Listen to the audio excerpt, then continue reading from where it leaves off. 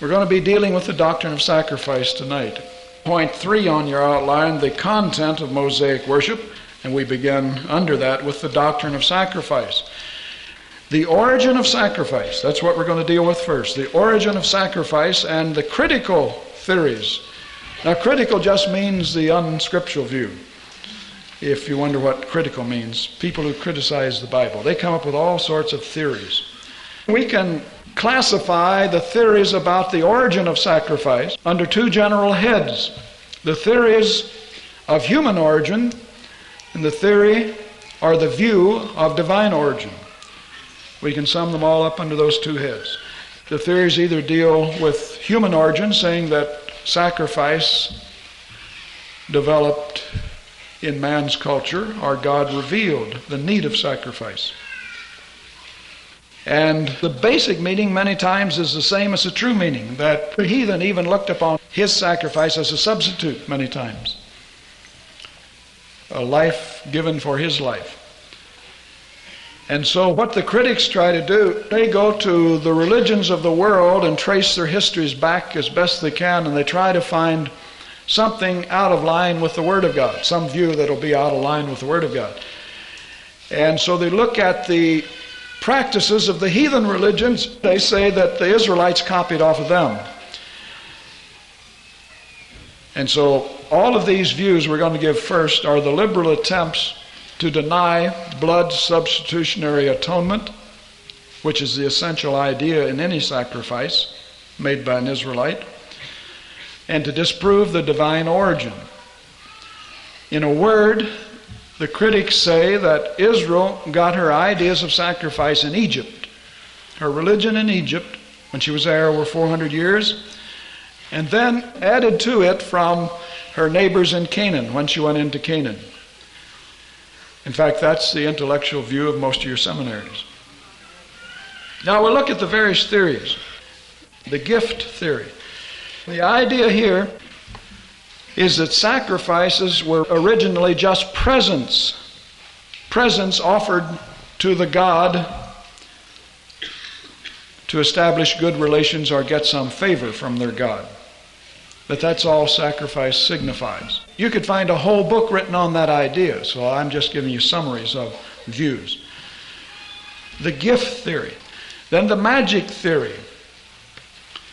The magic theory, that through the offering of the blood of the substitute on an altar, then the disease or the evil or the sin of the people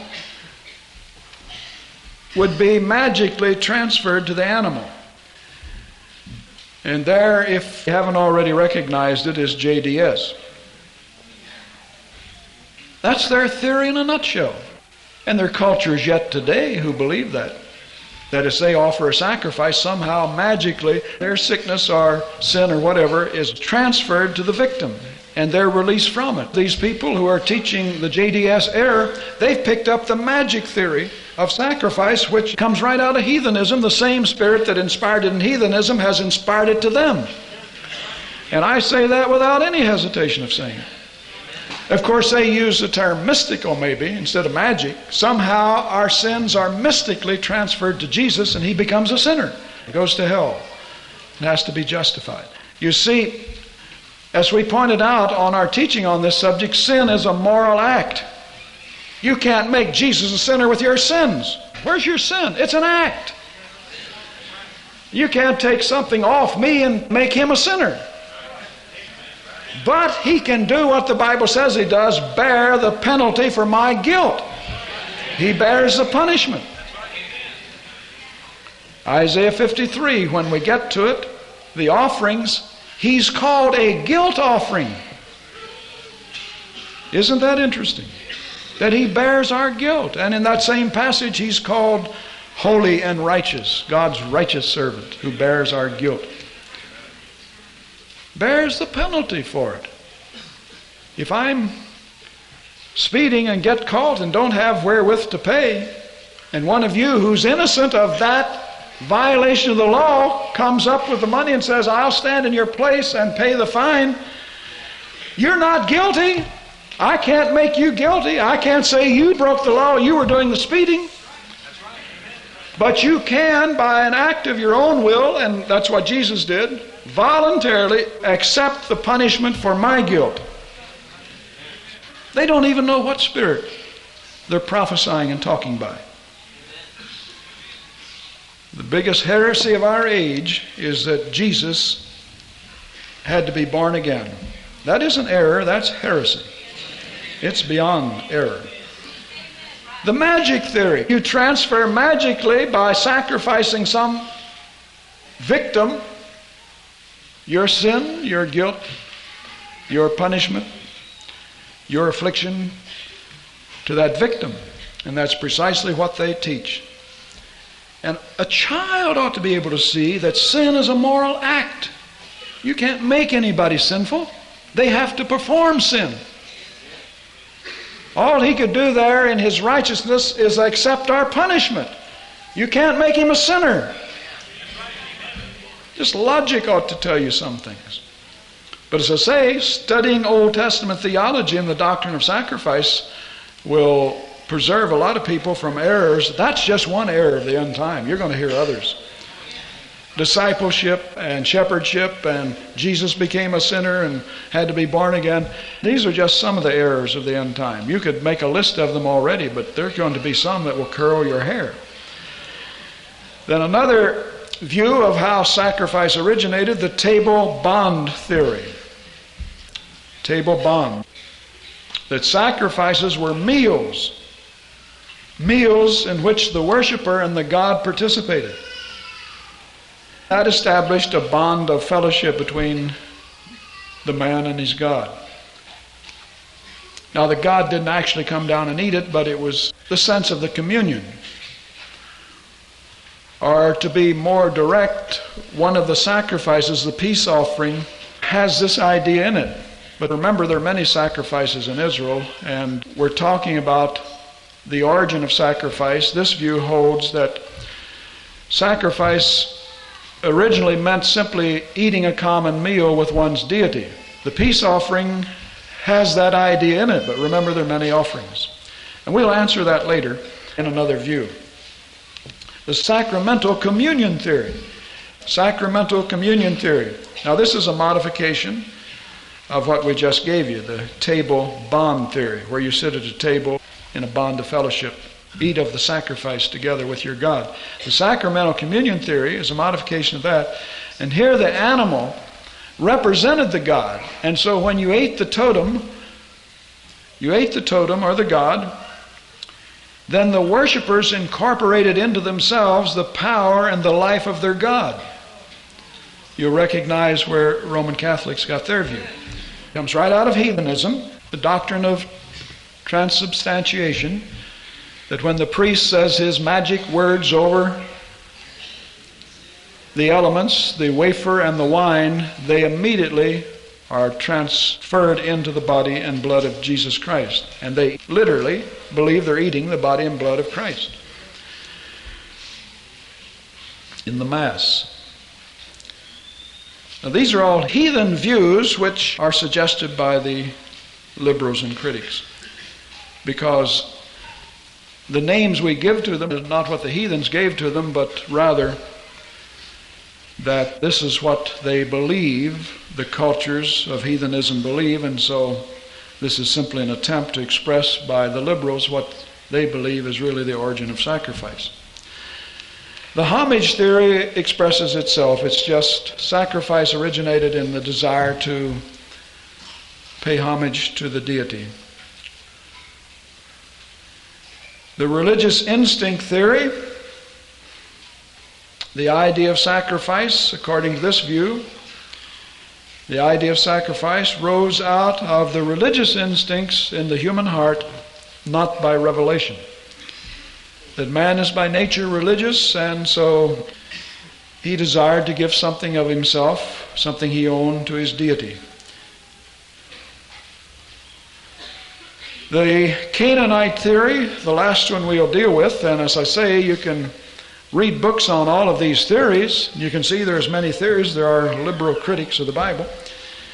The Canaanite theory that Israel picked up her religious worship in Egypt and then added to her religious beliefs the practices of her Canaanite neighbors when she went into the promised land.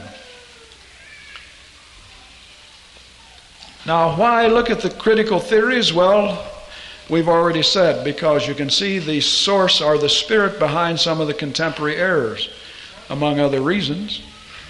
And if you attended any religious school, seminary today, a good 90% of them would probably present one of these theories and call it the evolutionary idea of sacrifice. Now, in reply, the reply is that sacrifice had divine origin, not from Egypt, not from the Canaanites, and that's seen for several reasons. In contrast to those views, the Bible shows sacrifice originated in heaven. That is the idea. That is seen, first of all, that it has divine origin in the contrast between Israel's worship and that of her neighbors. Now, it's no new discovery or revelation to tell you that every culture had and has sacrifice and ritual and a priesthood and temples and worship. I mean, the idea isn't just alone in Israel, but just a superficial comparison of Israel's worship, the purity of her worship, in fact, with the practices of her heathen neighbors round about her, or the rest of the world, with their cruelties involved in worship, their licentiousness, their ideas of magic, bribing their gods with sacrifices, fornication and sex involved in their worship. A good part of the heathen worship has fertility rites involved in it in some way. When you compare the purity of Israel's worship with that, you can see right away that the sources are not the same. How did Israel's get so pure? Just to give you a couple of examples. One we've already mentioned, you find fertility rituals in a lot of the heathen worship, which is forbidden in the worship of Israel.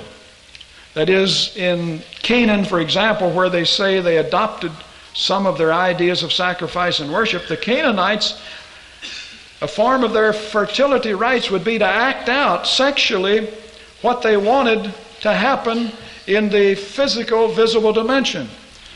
Like going through the rite of sex is supposed to produce fertility in the crops. Their impure rites, fornication and so forth, was tied right in with their nature worship. Things that went on that is not too advisable to mention in mixed company, but they actually thought these rites would produce the effect you see in the visible realm. And then another way in which Israel's worship was different from that of her heathen neighbors is in the area of human sacrifice. Human sacrifice has been quite prevalent in much heathen religion. And yet the Hebrew sacrifices were completely free from the contamination of human sacrifice. Now, the example of Isaac and Jephthah and his daughter are not exceptions. They're clearly explicable by considering the context in which they're given. Like Abraham's sacrifice of Isaac, it was simply a test of his allegiance, faithfulness, loyalty, and God stopped that. He didn't permit it. He just wanted to see if Abraham loved him as much as the heathen loved their gods who did sacrifice their sons through the fire and on the altar. And then in the case of Jephthah's daughter, we covered that, I suppose, in Old Testament introduction a few years ago. And we pointed out there's no evidence that he actually sacrificed his daughter. But that one view is, and it can well be the right one, that he dedicated or consecrated her to perpetual virginity because she bewailed her virginity, remember, on the mountains. And that in the Old Testament, in fact, as well as in the New Testament, the father had the say of whether a daughter or son even got married. And that's clearly taught in the book of Corinthians, that if a father wants to keep his daughter a virgin, he has the right to do that. That's New Testament. And see, we've never gotten off into that yet, for people are thinking their parents are a little strong on them now. What if we took literally that? And it is to be taken literally.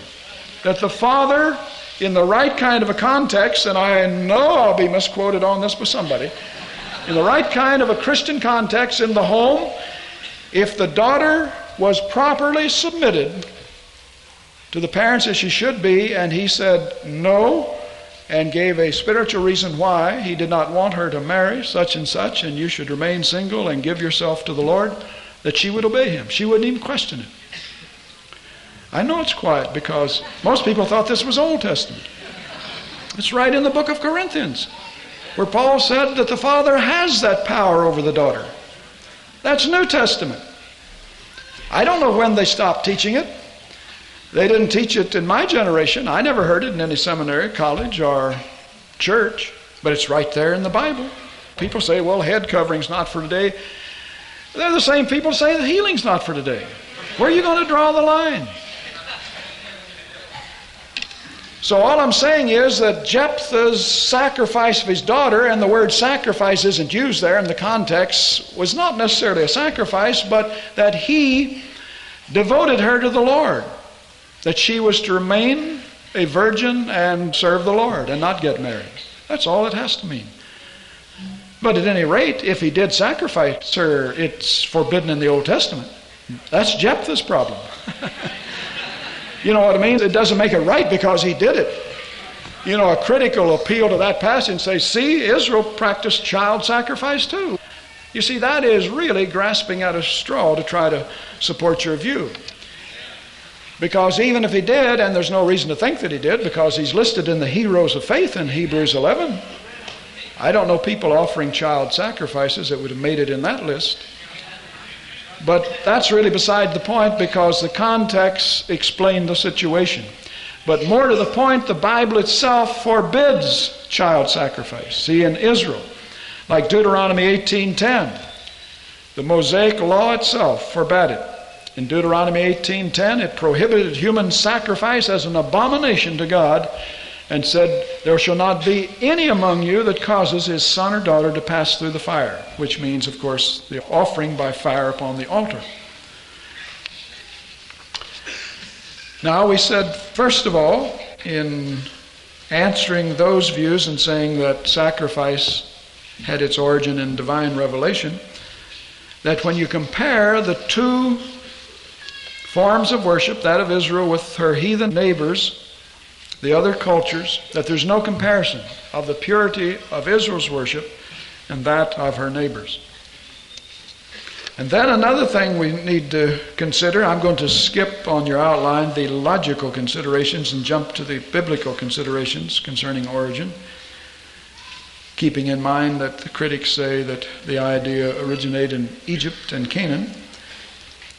First of all, we're going to show now that sacrifice did not originate in Israel, in Egypt or Canaan, but goes way back to the garden.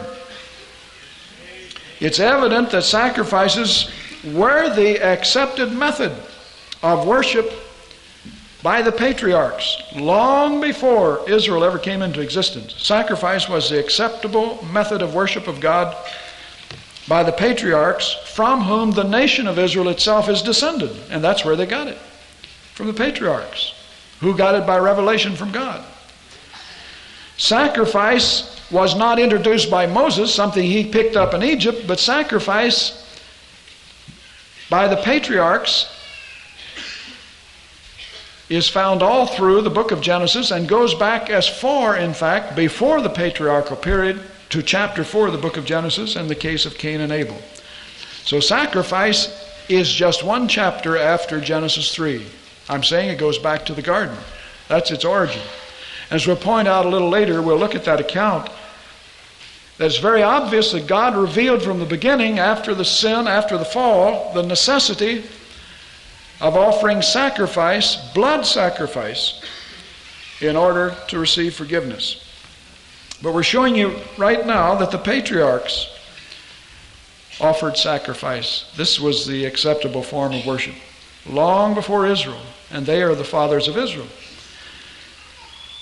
For example, Noah in chapter 8 of the book of Genesis, and this is certainly pre-Mosaic, offers a burnt offering which has an appeasing effect upon God. And we see there that the death of an animal victim caused his wrath to be placated and caused him to enter into a covenant with mankind, whereby he said that he would never destroy the world again with a flood. You might notice Genesis 8, verses 20 to 22. That in the pre-Mosaic period we see burnt offerings being offered to appease God. We'll look at Genesis 4 a little later in another connection, so we haven't forgotten that that's earlier. And Noah builded an altar unto the Lord. Now where did he get the idea of an altar? The idea of an altar unto the Lord, and took of every clean beast and of every clean fowl, and offered burnt offerings on the altar. And the Lord smelled a sweet savor, and the Lord said in his heart, I will not again curse the ground any more for man's sake. You see, when he smelled the sweet savor, simply human language to express the fact that he's now satisfied. His wrath, which brought the flood, is being appeased now, not just in the death of a corrupt humanity, but of men and women, Noah, his sons, and their wives, who are sinners. You see, and so they're coming over into the new dispensation. The first thing to do is offer a burnt offering. And God smelled that, as it were. And he said in his heart, I'll not again curse the ground for man's sake. For the imagination of man's heart is evil from his youth. See, he's calling him in Genesis 9 already perverted from his youth. And he can't be talking about anybody but Noah and his descendants, because the rest are gone. So he says, I'll not destroy them again by water, because he said, in effect, what's the use? Because the imagination of man's heart is evil from his youth. Remember in Genesis 6, that's why he said he would destroy the earth, for the thoughts of the imaginations of their heart is evil continually. So he said, I'll not smite any more every living thing as I have done, while the earth remaineth, seed time and harvest, and cold and heat, and summer and winter, and day and night shall not cease. So here we have sacrifices appeasing the wrath of God, which the flood couldn't appease his wrath. Judgment does not appease the wrath of God. Judgment is the consequence of sin. That's why Jesus had to come and offer himself, because if God could be appeased, he would just destroy us like he did the other. He could destroy us with fire and forget all about sending Jesus into the world. But the only thing that appeases his wrath is that which pays the penalty for man's guilt. That's why he had to be righteous and holy and pure. And we don't apologize for saying it every opportunity we get. He was not a sinner, he was sinless. He had to be a substitute. And so this offering appeases the wrath of God. And then in the book of Job, we're showing you pre-Mosaic instances of sacrifice. The critics say, Moses picked it up in Egypt. We're showing you it happened way before Moses was ever heard of.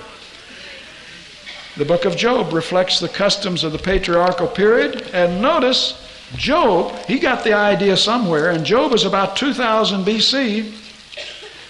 He offers burnt offerings for sin in Job 1, verses 4 and 5. You might note that. Job offers burnt offerings for sin, not just burnt offerings. You see, if the idea of sacrifice is just a gift to God, that would never appease the wrath of God against sinful humanity. And we're saying that sacrifice had to signify the need of substitutionary blood atonement from the beginning. And notice that Job says this, and his sons went and feasted in their houses, every one his day, and sent and called for their 3 sisters to eat and drink with them. And it was so, when the days of their feasting was gone about, that Job sent and sanctified them, literally consecrated them, and rose up early in the morning and offered burnt offerings for the number of them all. For Job said, it may be that my sons have sinned, and cursed God in his heart. And this Job did continually. So here is a sin offering. Now this is way before the Levitical sin offering was instituted. See, the burnt offering, the whole burnt offering is one thing. And the idea in the whole burnt offering, you offer the whole offering up to God. And so the critics say there's no idea of sin involved in that. The origin of sacrifice is just the desire of the human heart to offer a present or gift to God. But when we get over to the sacrifices themselves, we'll see that every offering, whether it was a peace offering, a burnt offering, or a sin offering, or a trespass offering, or a thank offering, or whatever, had with it, first of all, the idea of you had to be cleansed from sin. Even though it was not a sin offering, central in the idea is the sprinkling of the blood on the altar to cover the sins. And so central in the idea, see, Abel, back in Genesis 4, is offering a sacrifice which could only be a whole burnt offering, because that's the only kind of offering mentioned in the book of Genesis before Moses comes along and establishes all the various types: sin offerings, trespass offerings, peace offerings, whole burnt offerings, vegetable offerings, all kinds of offerings. Then the idea, the central idea, is always a whole burnt offering, not where the man and the God participated in a meal, but he offered it all on the altar, and the whole burnt offering, as we see in these cases of Noah and Job, signified that the offering was for sin. So the central idea in sacrifice, and we come to that in a moment, is going to be substitutionary blood atonement for sin. But the idea of its origin and the central idea in sacrifice really go together. And what we're saying here is that these theories of its origin really set forth what they believe the central idea or meaning of the sacrifice to be. And what we're saying is that even before the time of Moses, the patriarchs, in fact you go all the way back to Noah, then to Abel, the idea is offering blood sacrifice for sin. And that had to be a revelation. No man could dream that up. Now, of course, there are other meanings in sacrifice when we get over to the Levitical sacrifices, but that, remember, is hundreds of years later, many centuries. Here's another instance of the patriarchs. In God's command to Abraham to offer up Isaac, the boy expressed surprise because his father had not taken a whole burnt offering. We read in Genesis 22:7. He said, "Father, why didn't you bring the sacrificial victim along?" Of course, he was the victim, but he didn't know it yet. He said, "Behold, here's the fire and the wood, but where is the lamb for the whole burnt offering?" The burnt offering was always a whole burnt offering, obviously, or it wouldn't be a burnt offering. It didn't mean to scorch it. It meant to burn it up. And so here again we see the idea of sacrifice long before Moses. In the histories of Noah, Abel, Abraham, Isaac, Jacob, Job, we have evidence that the rite of sacrifice was familiar to the patriarchs before the time of Moses and their bondage in Egypt.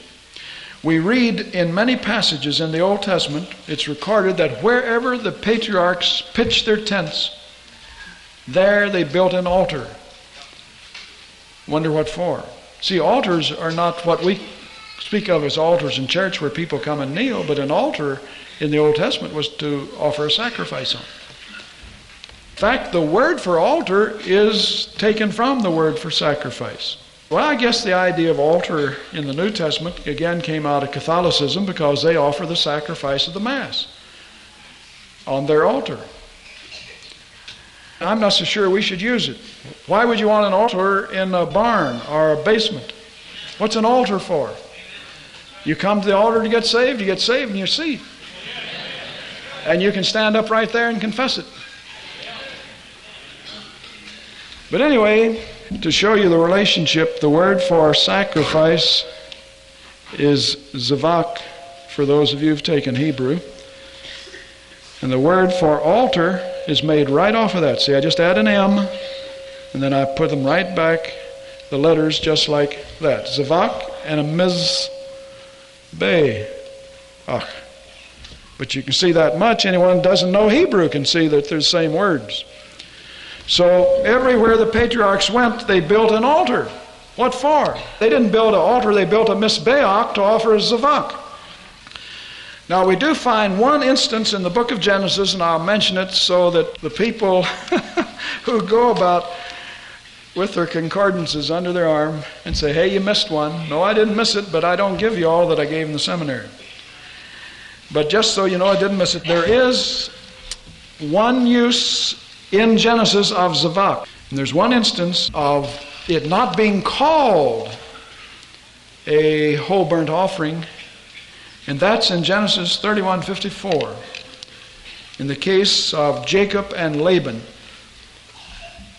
he offered a sacrifice. It's called a zavak. Offered a sacrifice in order to ratify the covenant between Jacob and Laban.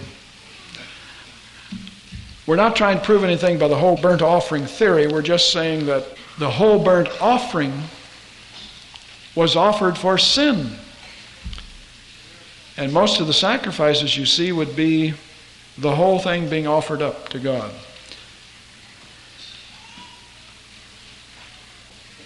Thus, when Moses comes on the scene, the book of Exodus and Leviticus presupposes a knowledge of sacrifice, but he didn't pick it up in Egypt and the Israelites later from Canaan, but they came into Egypt. Jacob offering sacrifices, you see, came into Egypt with the concept of sacrifice already on their mind. Because we're told in many passages in Genesis that wherever they pitched their tent, they built an altar. And of course, sacrificed to God. And so they didn't pick up the customs of their heathen neighbors. In fact, in the very Levitical law itself, in the book of Leviticus, within the Levitical law itself, there is a positive prohibition against adopting any of the forms of worship of their heathen neighbors, and Egypt and Canaan are specifically mentioned, which would settle it for a Christian, that the idea of sacrifice didn't come from Egypt or Canaan, but by divine revelation, because right in the book of Leviticus, there's a prohibition against adopting the customs, worship, sacrifices of their heathen neighbors, and Egypt and Canaan are specifically mentioned, not to pick up their ideas. That's Leviticus 18, verses 2 and 3. I don't know what the liberals, critics, and people who invent all these theories about the origin of sacrifice do with this passage. God said, "Speak to the children of Israel and say unto them, I am the Lord your God. After the doings of the land of Egypt, wherein ye dwelt, shall ye not do. And after the doings of the land of Canaan, whither I bring you, you shall not do. Neither shall you walk in their ordinances." Now, what could be any plainer than that? And the whole thrust of the teaching that I got in the seminary, that you'll get in most seminaries, and remember, most of the preachers standing in the pulpits are graduating from those seminaries, and they believe these things they're taught. They really believe it. Out of about 1,700 students, I doubt if I could have found 5 when I went to seminary who believed the Bible was inspired by the time they graduated. In fact, some of them would fuss with you. When they get into those liberal institutions, they talk them out of their faith. You see, this is a subtle way to talk you out of your faith. It robs you of your faith in the integrity of the Word of God by denying the divine origin, say, of the idea of sacrifice. And that spirit motivating those professors, they don't care what you believe about sacrifice. What they're trying to get at, that spirit through them is trying to get at your belief in the blood substitutionary atonement of Jesus Christ. Because by the time they get you over into New Testament theology or wherever, then you're already brainwashed and prepared for those way out views that deny the resurrection, the bodily resurrection, or call it barbarian to believe that God would punish an innocent victim and that Christ was a substitute on our behalf. You know, he was murdered. He wasn't a substitute. Well, John 10 says that he laid down his life.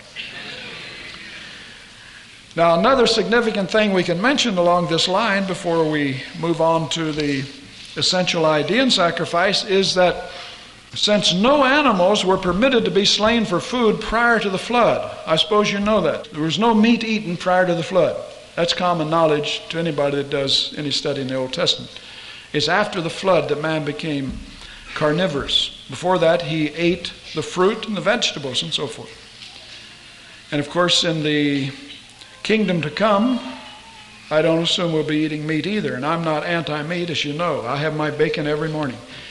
That isn't what I'm saying. But the point is, since animals were not permitted to be used for food prior to Genesis 9, then all of those sacrifices before that were not for food. Animals being killed were not for food. It implies, therefore, that whenever an animal was killed, it would be for a sacrifice.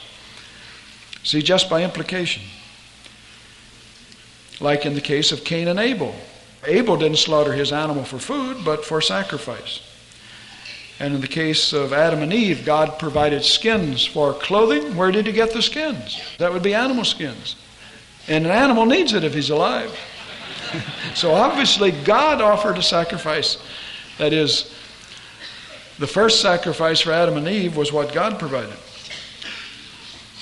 And so the conclusion is obvious that sacrifice was the acceptable form of worship by the patriarchs long before, centuries and centuries before Israel ever came on the scene.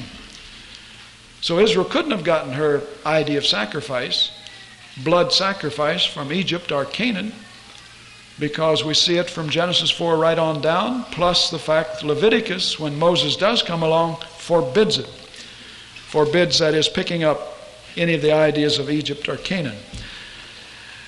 Now we come to the essential idea in sacrifice, and these two things are closely related. The origin of sacrifice and the central idea in sacrifice.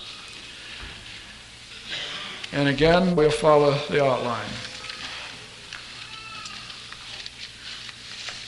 What is the essential idea? Well, several views. A sacrificial meal, self-surrender, self-interest, a fine, a gift.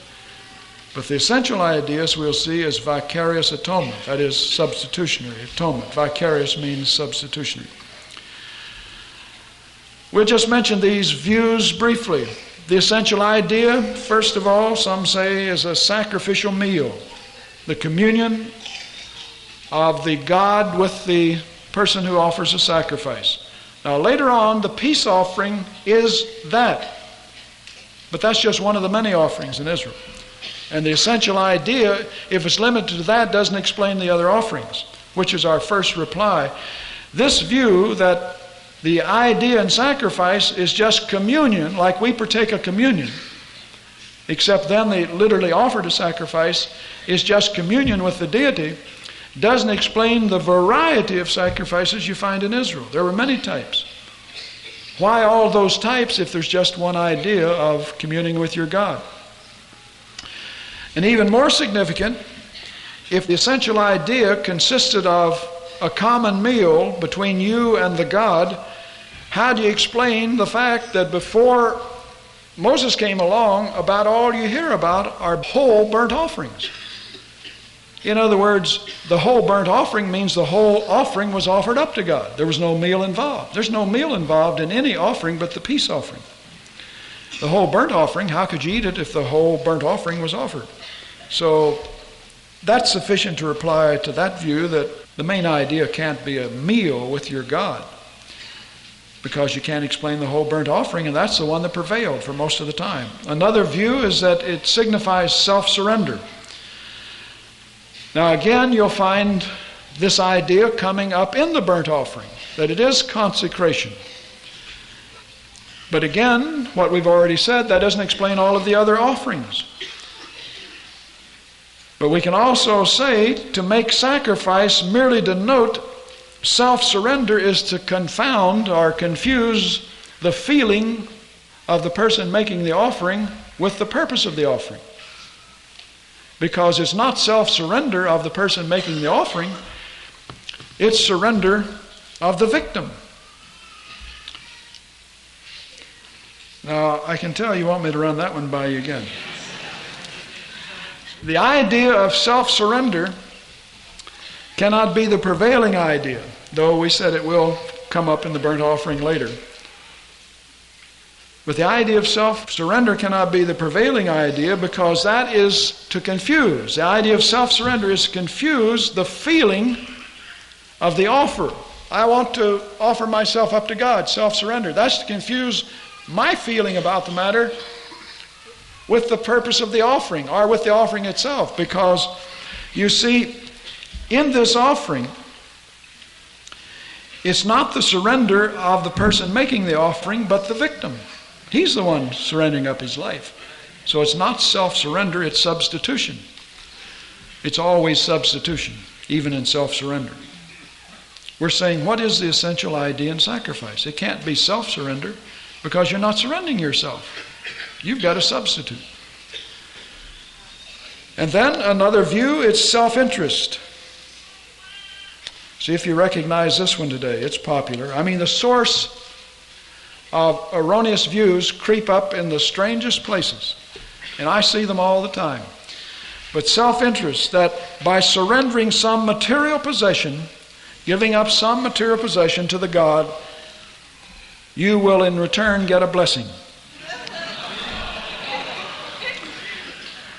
You wonder where they got the idea of give to get. Seed faith. Give 10 and get 100.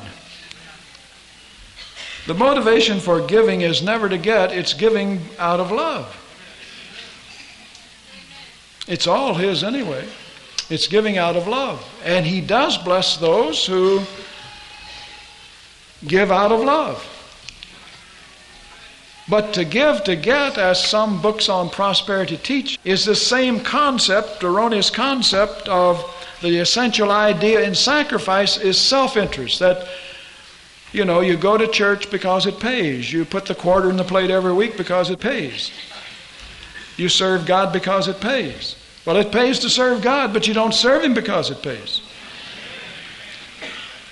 So that's not the essential idea in sacrifice. Although, when we get to the vow, V-O-W, offering, it was permitted in Israel to vow something in return for a blessing. But you see, that's not the essential idea in sacrifice. And we mentioned these things a little ahead so you don't think we're contradicting ourselves later. We're talking about the essential idea in sacrifice is not to offer up some material goods, some possession you own, the loss of your goods in return for a blessing from God. Then another idea is that the essential idea in sacrifice was that the offerer looked upon it as a fine. Not in the idea of substitution, but like violating a traffic signal and you're fined.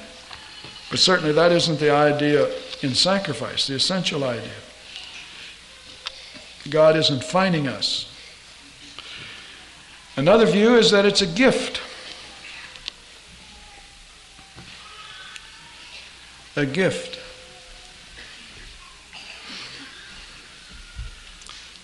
The author that gives this view bases his idea upon the fact that the earliest offering recorded, that of Cain and Abel, is called a gift or a present. It's the Hebrew term minchah, which means a gift or present. M-I-N-C-H-A-H, minchah. He said the earliest offering in the book of Genesis, Genesis 4, is called a minchah. So the essential idea has to be in sacrifice that the offerer is offering a gift to God. And the whole theory stands or falls on the use of that Hebrew term. Well, of course, that's easily answered by anyone who studies the Old Testament, that sacrifices in the book of Genesis do not have the later technical terms you find in the book of Leviticus, because it's centuries, many centuries before those technical terms like sin offering, trespass offering, peace offering, and so forth. And just scores of terms, technical terms come. And so you would expect in those early narratives in Genesis for a term like minchah, which means a present or gift, to be used. It's not unusual because this is just a general term, what we call a generic term, that can include blood sacrifices, vegetable sacrifices, mineral. It's just a general term. So you don't prove anything by it. In Genesis 4, we see that Cain and Abel both offered offerings to God. Cain's was rejected and Abel's was received. Before we look at the passages themselves, I want to make a few statements. Some think that the reason God accepted Abel's and rejected Cain's is because of the value of the offerings. See, Abel offered a sacrifice, let's say a lamb. And Cain offered of the fruit of the ground. He was a farmer. Abel was a sheep herder or a herdsman.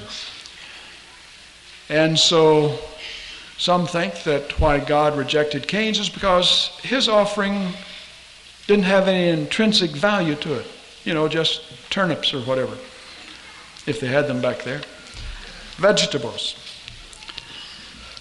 But that doesn't hold true, because if you keep in mind that Cain was a gardener and Abel was a sheep herder, they both brought of their respective occupations. And so what Cain brought would be as valuable to him as what Abel brought. So that isn't why it's rejected. It would have to be rejected for some other reason, not because of its value. Because one thing would be as valuable to one person as another to another. And another view holds that the reason God accepted Abel's sacrifice or offering and rejected Cain's is because the book of Hebrews tells us that Abel offered his sacrifice or his offering in faith. And that's why God rejected Cain's offering. It wasn't offered in faith. But that isn't what the book of Hebrews says.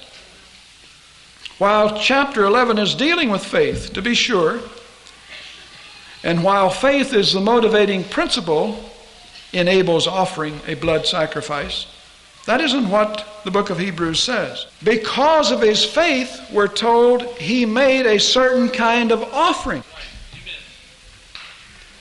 He was justified by faith, to be sure, but his faith resulted in a certain action on his part, which did not result in that kind of action on Abel's part, which presupposes, as we'll see, of divine revelation of the kind of offering God was expecting out of Cain. He didn't get.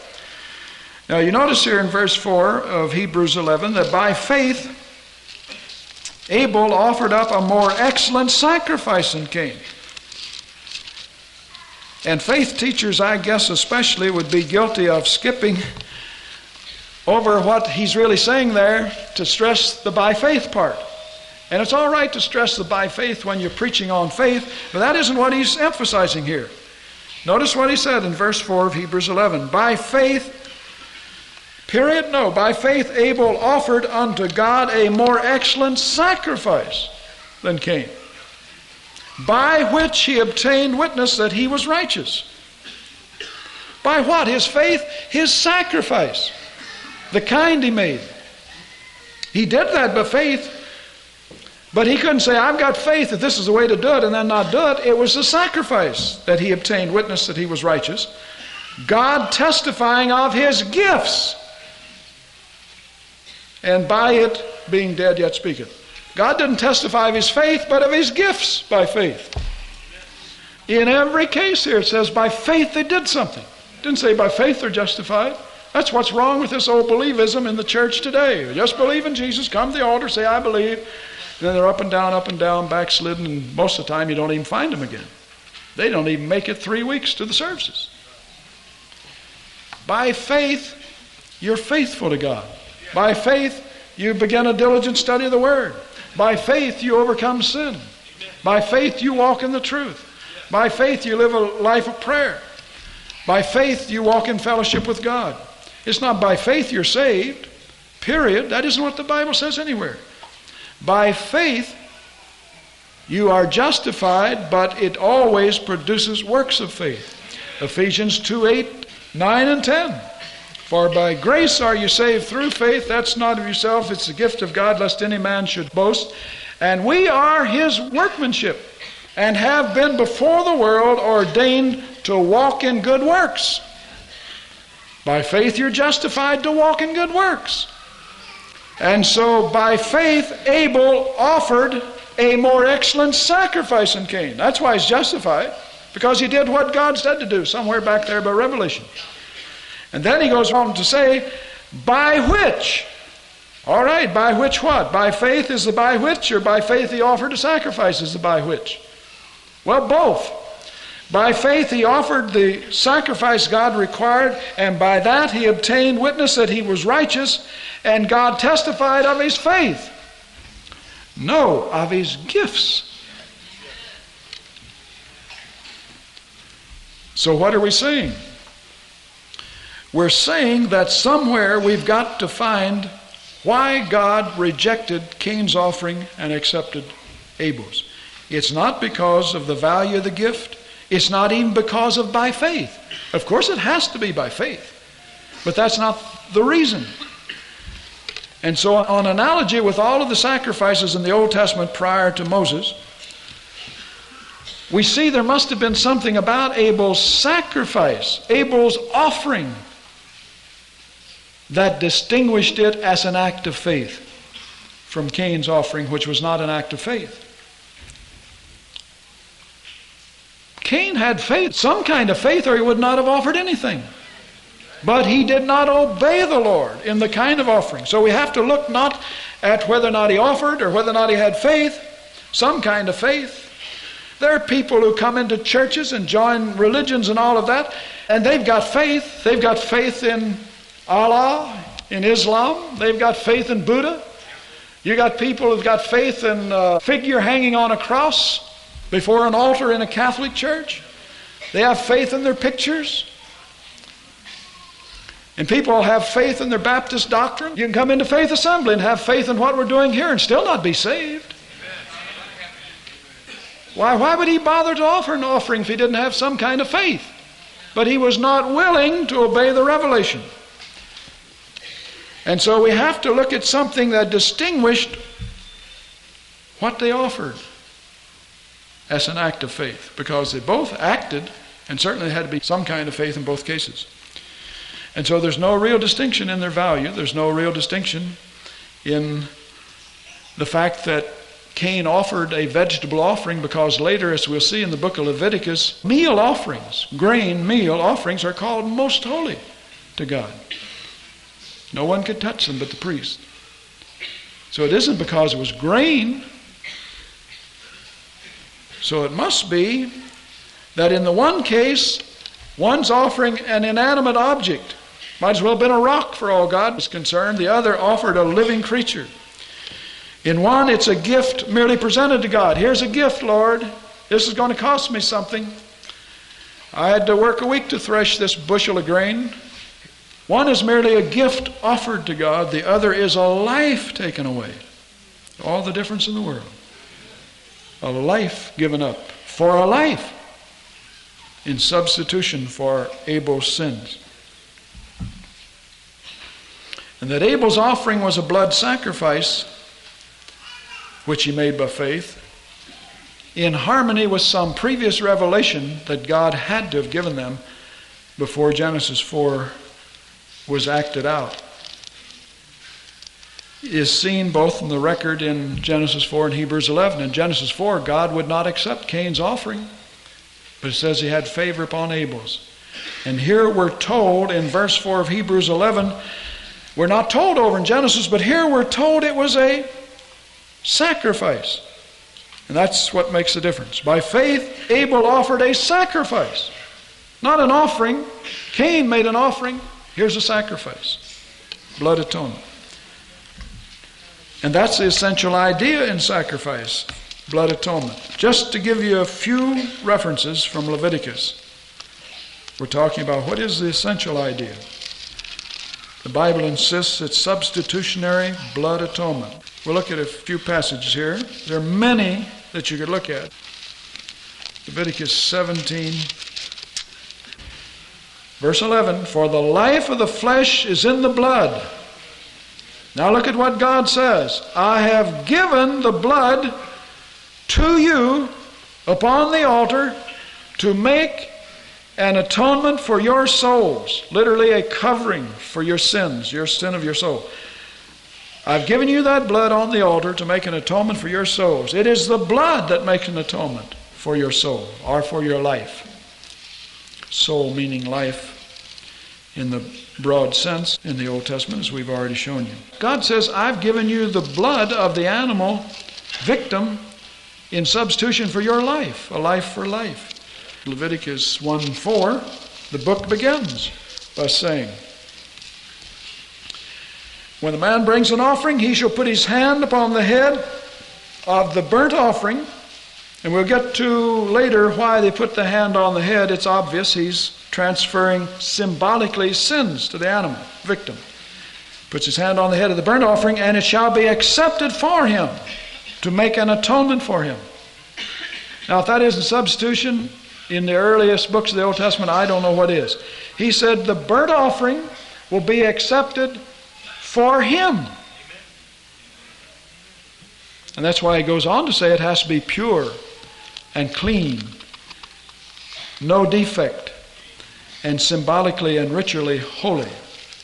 And then in chapter 4, verses 33 to 35, we're saying that the essential idea in sacrifice is substitutionary blood atonement, a life for a life. From the earliest, that was what they were teaching the Israelites, right in the book of Leviticus, where they got their teaching on the meaning of the sacrifices God said to offer.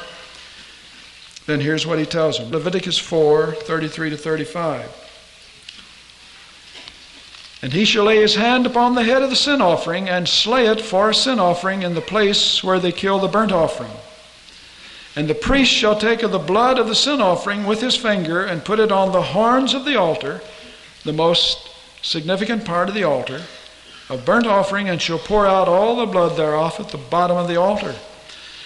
And he shall take away all the fat thereof, as the fat of the lamb is taken away from the sacrifice of the peace offerings. And the priest shall burn them upon the altar, the fat being the best part, by the way, went to God, according to the offerings made by fire unto the Lord. And the priest shall make an atonement for his sin that he has committed, and it shall be forgiven him. So there, right in the book of Leviticus, you see forgiveness by substitutionary blood atonement. Now, before we close, I'd like to give you a definition of sacrifice, because it's not easy to define, if for no other reason than the great variety of offerings as well as the variety of meanings of offerings. There's no simple way to give a definition of the meaning of Old Testament sacrifice. And by the way, the meaning of Old Testament sacrifice helps you understand the meaning of Jesus' sacrifice. See, he's called the Passover, peace offering, guilt offering, offering for sin. And if we do not know the spiritual significance of those offerings, then we lose the purpose and value of God recording all of this in Scripture. Doesn't it ever strike you as odd that the churches today no longer teach out of the Old Testament, just the New? That God might just as well have not written it or throw it away now that we don't need it since Christ came. Why did he spend centuries and literally hundreds of thousands and millions of offerings and sacrifices? Why did he spend centuries of having sacrifices offered and all of that ritual and so forth in the Old Testament if it's meaningless? And that's why I've said so many times, you understand the nature of the sin offering, you couldn't make Jesus a sinner. Because the sin offering was so pure, after it was offered for your sins, it was so holy, it's called most holy. Only the priest could touch it, only he could eat it. If anyone else touched it, they became holy too. The sin offering, holy. They ate it, the priests. Can you imagine God's consecrated, pure, holy, ritualistically speaking, holy, pure priests eating sinful flesh? And by the way, it was dead when they ate it. That means when Jesus died, he was perfectly righteous. Or millions of offerings, not thousands, but over those centuries, millions of offerings have no meaning at all if they lift the essential idea out of the sacrifice, which is that it is a pure, innocent victim shedding his blood on your behalf. And that's what they rob you of, those charismatic teachers, when they make Jesus a sinner. And as I say, if we knew what the sin offering was, we'd never make that mistake. So a definition of sacrifice, let me hasten to add, the translators don't help any because they use at least a half a dozen terms interchangeably. Every one of them has different meanings, and they'll translate them with other terms. So you can't get much help out of the English Bible.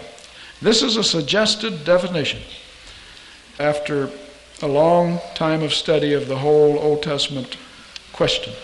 Sacrifice is to be defined as a substitutionary blood offering made to God. And every word's important. Blood.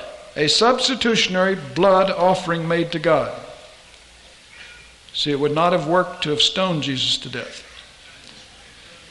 It had to be the shedding of blood. Without the shedding of blood, there's no forgiveness of sins, no remission of sins. A substitutionary blood offering made to God by His appointed ministers. A substitutionary blood offering made to God by His appointed ministers upon His altar with the object of covering sin.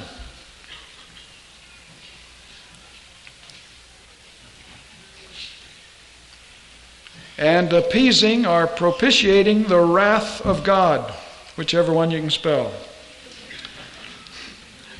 Propitiating the wrath of God, with the object of covering sin and propitiating the wrath of God. Restoring those upon whose behalf it is offered, restoring those upon whose behalf it is offered,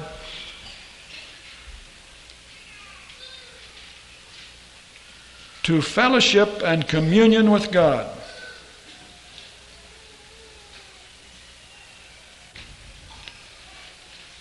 And expressing either penitence,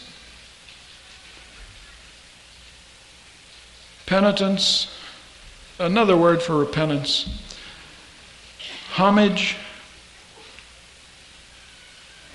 gratitude, thanksgiving,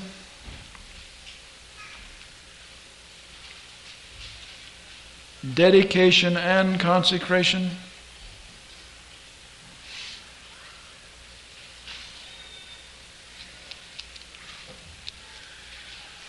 communion,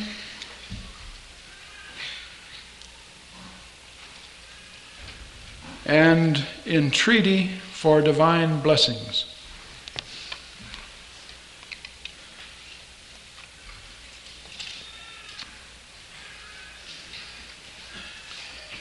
Petition or entreaty for divine blessing. It's a whole paragraph, but I dare say there's no other way to get a proper definition of the meaning of sacrifice, because there's so many sacrifices, many different types, and their meanings and purposes are so varied. Because if one idea and one sacrifice would have been sufficient, you wouldn't have that complicated book of Leviticus, for example, and Deuteronomy, setting forth all the meanings and rituals of worship. So I'll read it again through without any comment. Sacrifice is to be defined as a substitutionary blood offering made to God by His appointed ministers upon His altar with the object of covering sin and appeasing God's wrath, restoring those upon whose behalf it is offered to fellowship and communion with God, and expressing with respect to the purpose for which it's offered, is what we mean, and expressing either penitence, homage, gratitude, thanksgiving, dedication and consecration, communion, or entreaty of divine blessing. As you get into the various sacrifices and their meanings, their spiritual meanings, you see that, well, as I say, everything is important there in the definition, because you couldn't offer a sacrifice on any other altar but God's altar down in Jerusalem. And that would wean the Israelites away from any idolatry, because the land of Canaan was full of it. So they had to take their sacrifices to Jerusalem. It had to be God's altar.